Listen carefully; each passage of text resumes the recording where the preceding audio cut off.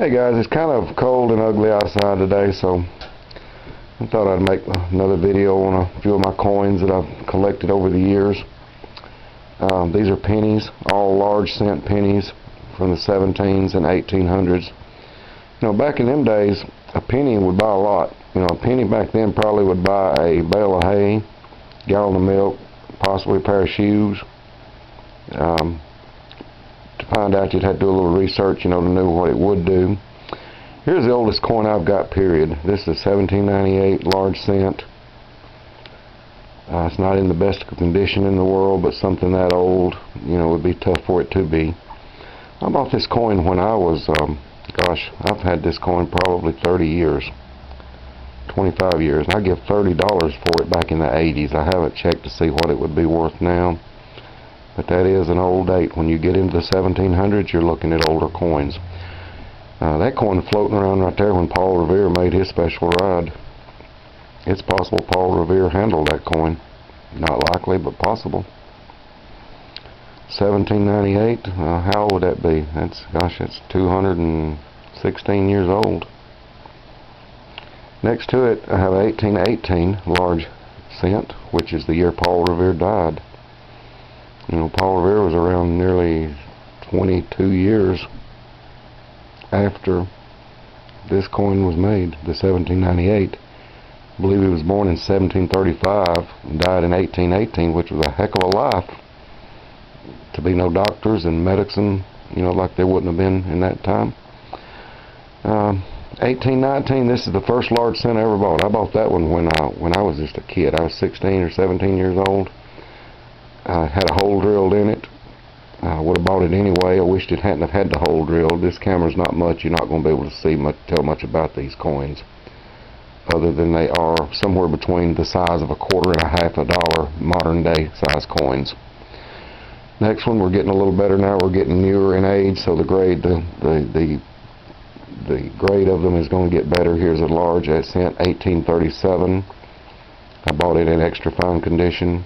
These are beautiful coins when you can see clearly the lady's head on the front with the stars around it. It had 2, 4, 6, 8, 10, 12, 13 stars. That time, I suppose that means there were 13 states at the time. Next one I have in my collection is an 1844. It's probably in better condition than the 37, so I would consider it extra fine as well. Next one's 1845. You know, to have 3 or 4 of them in your pocket back in the 17 and 1800s, you had a little money in your pocket, believe that or not. Gosh, I remember my daddy telling me stories in the 1940s and 50s when he owned a service station. A little young black guy would come by every day with a nickel, and with that nickel, he would buy a quart of kerosene, an RC Cola, and a BB Bat candy, one of the little BB Bat candy suckers, all for a nickel. A whole quart of kerosene. What is kerosene now? $6, $7 a gallon. It's amazing. But you know, people didn't make nothing back then. A lot of people want to say, you know, why can't prices like that be like that now? Well, they could be, but you wouldn't make 10 or 15 or the $20 an hour that you make on your job now. The next one, I guess, is one of my favorites. This is an 1849, year of the gold rush, the San Francisco 49ers. That coin is in excellent condition. You can see the wreath, the clove wreath on the back of it, just as plain as daylight. You can read everything on this coin. A little scratch on the woman's cheek, but otherwise a great coin. Next, we'll go to an 1853 large cent. It too is in immaculate condition for its age. You can even see the braids of you can see the braids in her hair, the way she's got her hair put up. You know, they model these people out of real people. The bust on like a Morgan silver dollar, for example. The girl on the Morgan silver dollar was a 16-year-old school teacher. Very pretty girl, buddy. Well, that's one of the prettiest coins I have ever seen, is a Morgan silver dollar. Next coin will be an 1854 large cent. Looks like it's going to be my finest in condition. That coin looks like it was minted yesterday. It looks like it's literally made out of plastic. It doesn't even look real. It's so unworn. No wear at all. I know you're not seeing it the way I'm seeing it. This camera's just limited on what it will do. It's an inexpensive camera. I wish you could see this coin in its true beauty. It's gorgeous. Next one, and my last large cent that I have in my collection, is a 1855. It's also is extra fine condition.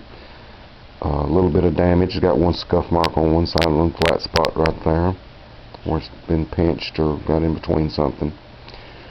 Think of the history of these coins. Just these right here have. Think what they've seen, where they've been. Stuff like this just amazes me, that coins can be around so long and last so long and still be in the hands of somebody. There you go, guys. Not much going on outside today. Thought I'd make a little collection of large cents. I have my Morgan silver dollars on here now. I've added many Morgans to that collection since then. I need to make an update. I've probably, since the last Morgan silver dollar video, I've probably added 20 or 30 silver dollars to them since then. Hope you enjoy this, and appreciate you watching my videos. I don't know what the value on these coins would be. I really have no plans of ever selling them. I don't know what I guess I'll die out and let my kids do something with them, but you never know. Y'all have a great day. Hope you enjoyed this, and I hope all is well with you. Adios.